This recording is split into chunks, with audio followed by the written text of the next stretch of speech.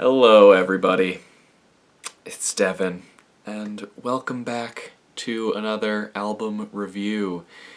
In this video, I'm going to be talking about the new Ariana Grande album, Thank You Next. Thank You Next is the fifth studio album from TV star turned pop diva Ariana Grande. Ariana Grande is an artist who, in my opinion, has always stood a bit above her contemporaries due to her fantastic vocal chops and infectious charisma.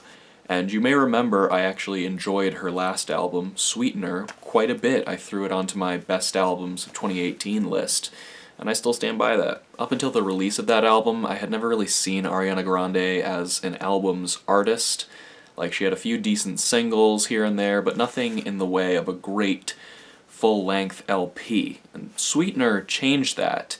Not only did it bring some of the best mainstream pop singles we got last year, songs like No Tears Left to Cry and God is a Woman, but also some thoroughly enjoyable and quality deep cuts, as well as some good performances and production throughout. All of this made it easily one of the best pop albums we got in 2018. Now, Thank You Next is her fifth album following Sweetener, and it arrives only 6 months after Sweetener's release. And even though it hasn't been that long, a lot of tragedy has occurred in Ariana Grande's personal life in those 6 months, specifically the tragic passing of her ex-boyfriend, the rapper Mac Miller, and her engagement to SNL's Pete Davidson fizzling out soon after. And less recently, but still unspeakably horrible, and still clearly affecting Ariana, is the terrible terrorist attack that occurred at a show she was playing in Manchester back in 2017 that took the lives of 22 people. It still, obviously and very understandably, is taking a toll on Ariana Grande's mental state. So, given all of these tragic happenings, it should come as no surprise that Thank You Next is Ariana Grande's darkest and most introspective album yet. The more introspective tone comes across not just in the lyrics, but in the instrumentals as well, when compared to the anthemic bombast that a lot of the tracks on Sweetener had.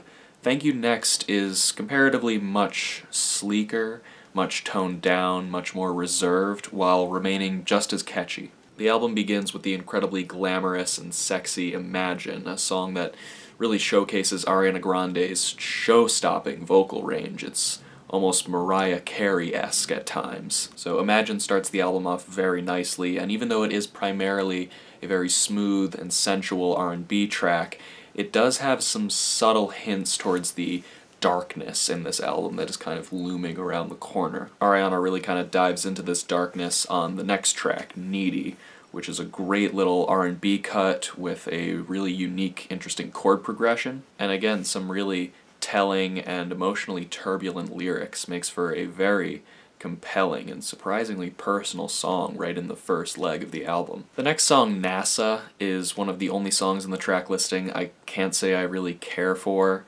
It's not awful. I probably wouldn't skip it if I was listening to the album all the way through, but the hook is, in my opinion, the most redundant on the entire album, and the whole thing is based around this admittedly cheesy pun. She's saying she needs space, NASA.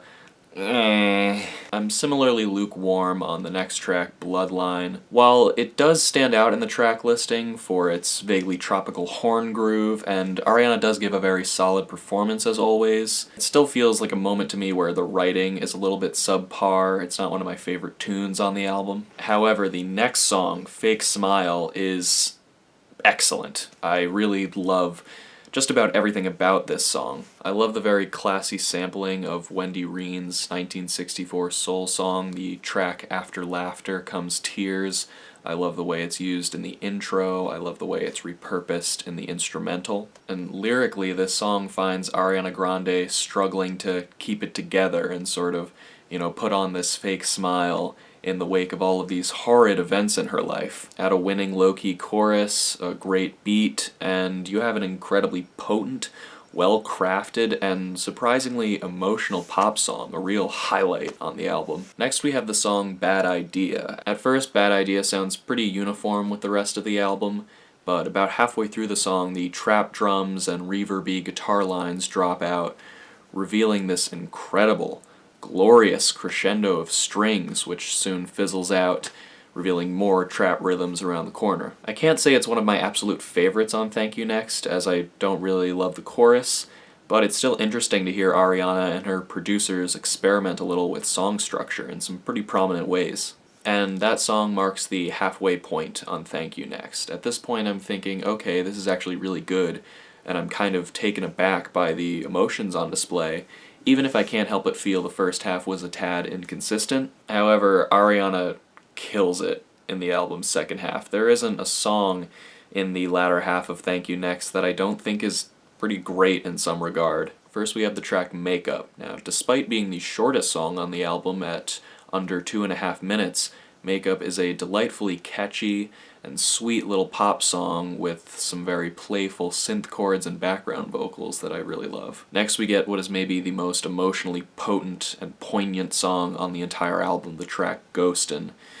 Ghostin is an absolutely gorgeous song. Ariana's lonely but powerful singing is soul-stirring on this track. The instrumental of Ghostin features no drums, just these simple, whirring synth tones and Ariana's voice, and as the song goes on, it builds into this absolutely heavenly climax, decked out with tons of vocal harmonies and strings. It's like that bit in Bad Idea times 100. It's magic. And lyrically, Ariana is yet again at her most vulnerable here. I interpreted this song as being about Mac Miller's passing and the tumultuous, confusing mix of emotions that followed. On the one hand, she's absolutely torn up over his death and overcome with guilt, but at the same time, she hates herself for forcing her current partner, whom she also really loves, through this grieving process with her. It's like this tragic, depressing love triangle. Again, I did not expect things to get this heavy on an Ariana Grande album. Ghostin' is really an incredible, powerful moment on the album. Next we have the track In My Head, another extremely catchy, yet very introspective and insular pop song with some of the most nimble and entertaining vocal lines on the entire album. And now I want to talk about the song Seven Rings, one of the singles from this album. When taken as a single track and when I initially heard it, it struck me as Ariana Grande's grossest and most hedonistic flex yet, and I also wasn't sold on the interpolation of my favorite things from The Sound of Music in the song's verses. However, when taken in the context of the album, Seven Rings takes on an entirely new subtext. It's almost like Ariana is using these crazy shopping sprees and all these braggadocious lyrics as a coping mechanism. And I'm not just, pulling this out of thin air. I did really start to notice small lyrical details that do point to this being the case. Once I realized how deceptively layered the track's themes are, it allowed me to take the song for what it is, and that is an extremely catchy and well-produced pop banger. And then we get the title track, the song Thank You Next, which I think might just be the best song Ariana Grande's ever put out. In the midst of all the emotional turmoil of this album, Thank You Next stands as a moment where Ariana really rises above and overcomes her pain in a remarkably graceful, thoughtful, tasteful, and thoroughly enjoyable way. The low-key charisma, the watery synths, the fantastic hook, the very respectful nod to Mac Miller, it all makes for a near-perfect pop song, and in my opinion, one of the greatest pop singles, one of the greatest mainstream pop singles of the decade, of the 2010s. It's what should be the triumphant, satisfying end to this album with all of the loose ends tied up.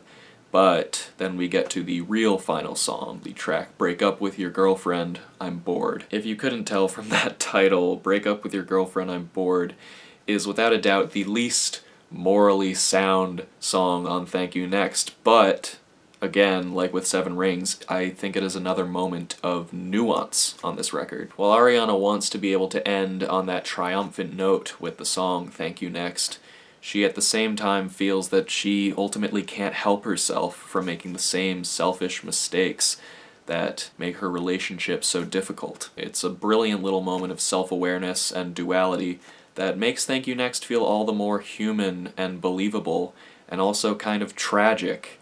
And it also helps that this track is extremely catchy and charismatic as well. And that's essentially Thank You Next. I mean, going into this album, I was a little bit worried that Ariana Grande wouldn't be able to replicate the high that was Sweetener, as this thing was made in only 6 months. That's not very long. But since I've been listening to it over and over again, returning to it a lot, and just going through everything in my head, I can quite comfortably say this album is a lot better than Sweetener, and Thank You Next is most likely going to be one of the best pop albums we're gonna get in 2019. I'm super impressed not just with how catchy and cohesive this album is, but with how surprisingly nuanced and emotionally complex I found it to be, especially for a mainstream pop album. So, yeah, in short, I really kind of loved this album. I think it's an excellent piece of mainstream pop music, and Ariana Grande's best album to date, easily. To the point where, for a score, I'm feeling an easy 8.5 out of 10, and I could honestly see it in the future maybe growing into a 9, but for now, 8.5. Definitely an 8.5. Great, great pop album. Totally gets a recommendation from me. Check it out if you haven't already. And also, I just wanted to throw this at the end here. I'm saying it after the score because it doesn't have any effect on my opinion of the music, but this is also just something I've noticed that's kind of been bugging me, and I just kind of wanted to talk about for a minute. I've noticed there are some people who seem to think that this album was made just to make a quick buck off of Mac Miller's death. Now, listen.